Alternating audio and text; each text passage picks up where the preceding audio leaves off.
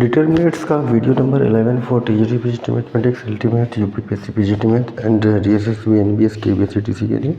और मैं इसमें जो क्वेश्चन स्टार्टिंग कर रहा हूँ वो थोड़ा टेक्निकल क्वेश्चन है। क्वेश्चन आते रहते हैं एग्जाम में, जैसे कि पहला क्वेश्चन है ए बड़ा है 0 से एंड बी बड़ा है 0 से एंड सी बड़ा है 0 से। ये ए बी सी जो है ए बी सी किसी जीपी के गुणोत्तर श्रेणी के पी वे क्यू वे एंड आर वे पद हैं, यानी कि ए बी सी किसी जीपी के क्रम से पी वे क्यू वे और आर वे पद हैं तो सिद्ध करना है। यानी कि log A log B log C P Q R 1 1 1 equal to 0। ठीक है, तो ये इस टाइप का क्वेश्चन आएगा। किसी ए पी के जी पी के या एस पी के कुछ पद हैं तो उनका आंसर 0 ही आता है। ठीक है, तो इसको बहुत सॉल्व करने की आवश्यकता नहीं है, डायरेक्ट ही आंसर देना है। तो आंसर क्या आना है, 0 आएगा। ए किसी जीपी का पी पद है, ए बराबर है पी पद यानी ए आर की पावर पी माइनस 1 मान लेंगे। बी उसका क्यू पद है ए आर की पावर क्यू माइनस 1 और सी है उसका आर पद। ठीक है, तो ए आर की पावर आर माइनस 1। इस तरह से हम ए बी सी की वैल्यू यहाँ पे पुट कर सकते हैं। ठीक है, तो ए बी सी की वैल्यू पुट करने के बाद ये कंडीशन दे रखा था, वैल्यू पुट कर रहा हूँ। log ए का मान ए आर की पावर पी माइनस का 1 एंड log ये होगा ए आर की पावर क्यू माइनस का 1 और ये हो जाएगा ए आर की पावर आर माइनस का 1। ये P Q R 1 1 1 equal to हमें वैल्यू फाइंडिंग करना। इस टर्म को मैंने यहाँ ले लिया। अब इसमें क्या करेंगे, log M N log M plus log N. तो नेक्स्ट स्टेप इसके बाद मैं यहाँ ला रहा हूँ, तो ये हो जाएगा log ए प्लस का log आर की पावर पी माइनस 1 और यहाँ होगा log A plus log R की power Q minus 1 and log A plus का log आर की power R minus 1 P Q R 1 1 1। ठीक है, log M plus log N log M N मैंने condition लगा दी है। उसके बाद जब हम आगे बढ़ेंगे थोड़ा सा तो इसको दो स्टेपों में अलग अलग तोड़ लिया जाएगा। तो एक स्टेप हो जाएगा log A log A and P Q R 1 1 1 and दूसरा स्टेप हो जाएगा log आर की power P minus 1 and log R की power Q minus 1 and log R की पावर आर माइनस का 1 और पी क्यू आर 1 1 1। ठीक है, तो यहाँ पे log ए हम कॉमन ले लेंगे। पहले स्टेप में हमने क्या किया, log ए कॉमन ले लिया 1 1 1 एंड पी क्यू आर ये भी 1 1 1 हुआ। तो दो कॉलम या दो रो बराबर होने पर सारणी का मान 0 होता है। यहाँ पे C1 बराबर क्या आ गया, C1 बराबर C3 आ गया। ये वाली कंडीशन 0 हो जाएगी। यहाँ पे लगाएंगे log m की पावर n log m, तो ये हो जाएगा p minus 1 log r p minus का 1 log r and q minus का 1 log r and r minus का 1 log r p q r 1 1 1।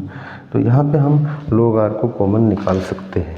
क्या कर सकते हैं, ये वाला तो कंडीशन, पहली वाली कंडीशन 0 हो जाएगी। तो दूसरी वाली कंडीशन में हम क्या करेंगे, log r को ये 0 हो गया, यहाँ पे हमने कॉमन ले लिया log r, ये होगा p माइनस का 1 q माइनस का 1 r माइनस का 1 p q r 1 1 1। ठीक है, अब क्या करेंगे, इसमें C1 tense to C1 plus C3, तो ये 1 1 ख़त्म हो जाएगा। C1 tense to C1 plus C3, C1 में हम C3 ऐड कर लिया, C1 tense to C1 plus C3। तो ये कंडीशन हमारी बनेगी, यहाँ log r common p minus का 1 प्लस का 1 q माइनस का 1 plus 1 r minus 1 plus 1 p q r 1 1 1। तो यहाँ पे हमारा log r कॉमन है p q r 1 1 1। तो ये दो रो C1 दो कॉलम सॉरी इक्वल है, C1 बराबर C2 C1 C2 बराबर है, तो इसका मान हो जाएगा का 0। ठीक है, तो टोटल क्वांटिटीज हमारी 0 आनी थी। तो इस टाइप के जितने भी क्वेश्चन आएंगे सबका सब आंसर हमारा 0 ही आता है। ठीक है, नेक्स्ट क्वेश्चन नंबर 2। सर का अगला क्वेश्चन, ये मैं 2-3 क्वेश्चन है एक जैसे एक साथ ले लेता हूँ। तो अगला क्वेश्चन है हमारा, यदि किसी HP किसी हरात्मक श्रेणी के पी वे क्यू वे एंड आर वे पद क्रम से ए बी एंड सी हैं, तो ए बी और सी हैं।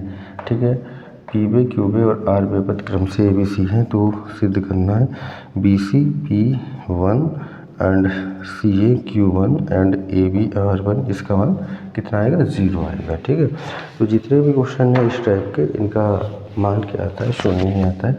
एच पी का पी बापद ए, तो एच पी का पी बापद बराबर ए है, तो यहाँ पे ए पी का पी बापद, ठीक है, ए पी का पी बापद एच पी का पी बापद ए है, तो ये 1/a हो जाएगा। तो पी का मान A plus P minus 1 into D equal to 1/a। तो यहाँ पे हम पी का मान रखेंगे, कहीं ना कहीं को इसको यूज़ करेंगे और जो वैल्यूज़ हैं वो सॉल्व करके वैल्यूज़ हमें पी क्यू आर के मान रखेंगे इसी प्रकार, और यहाँ पे सॉल्व कर लिया जाएगा, आंसर 0 आ जाता है। ठीक है, तो जैसे कि मैं इसको सॉल्व कर रहा हूँ, ये होगा P D minus D equal to 1/a minus A, है ना। तो पी डी बराबर हो जाएगा 1/a माइनस का ए प्लस डी।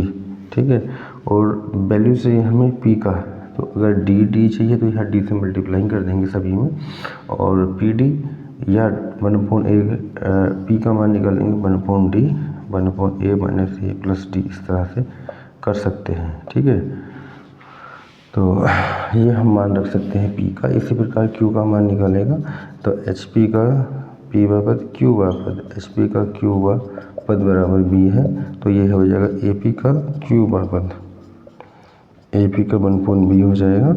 तो इसी प्रकार से क्वेश्चन होना है P minus 1 into Q minus, sorry Q है तो क्यू हो जाएगा Q minus 1 D equal to 1/b। तो यहाँ पे हम क्यू का मान निकालेंगे, इसी प्रकार ये आ जाएगा 1/d 1/b minus A plus D. ठीक है, पी आ गया, क्यू आ गया, इसी प्रकार आर आएगा, आर इक्वल टू 1/d 1/, इसमें सी हो जाएगा, है ना, ए बी सी हो जाएगा माइनस ए प्लस डी। ठीक है, तो ये आर पी का मान आ गया, क्यू का मान आ गया, आर का यहाँ पे वैल्यू पुट कर लेंगे। तो यहाँ पे हमारा बी सी है, पी है 1 है, सी ए है, क्यू है 1 है एंड ए बी आर 1। इसमें हमने वैल्यू रख दिया बी सी, पी का मान रख देंगे 1/d 1/a minus A plus D, और ये हो गया 1 एंड सी ए, क्यू का मान रख देंगे 1/d 1/b minus A plus D, और यह है ए बी, और आर का मान रख देंगे 1/d 1/c minus A plus D. ठीक है, यह 1 वैल्यू फाइंडिंग करना है, तो सबसे पहले यहाँ 1/d हम कॉमन ले लेते हैं। ठीक है, क्या कॉमन लेंगे? 1/d। तो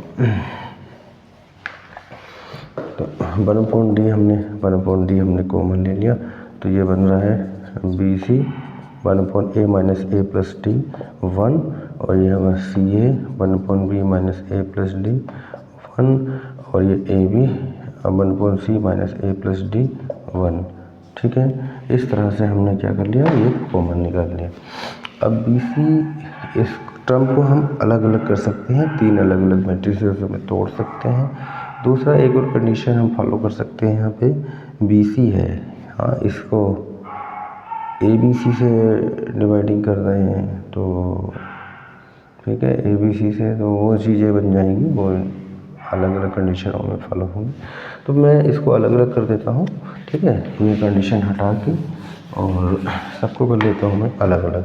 तो 1/d तो बाहर है ही, और एक मैट्रिसेस हो जाएगा बी सी, यहाँ 1/a 1 and C A 1/b 1 and A B 1/c and 1, एक ये हो गया, प्लस दूसरा हो जाएगा and B C minus A 1 and C A minus A 1 and A B minus A 1, and अगला हो जाएगा 1/d बाहर है ही है, and B C D 1 and C A D 1 and A B D 1।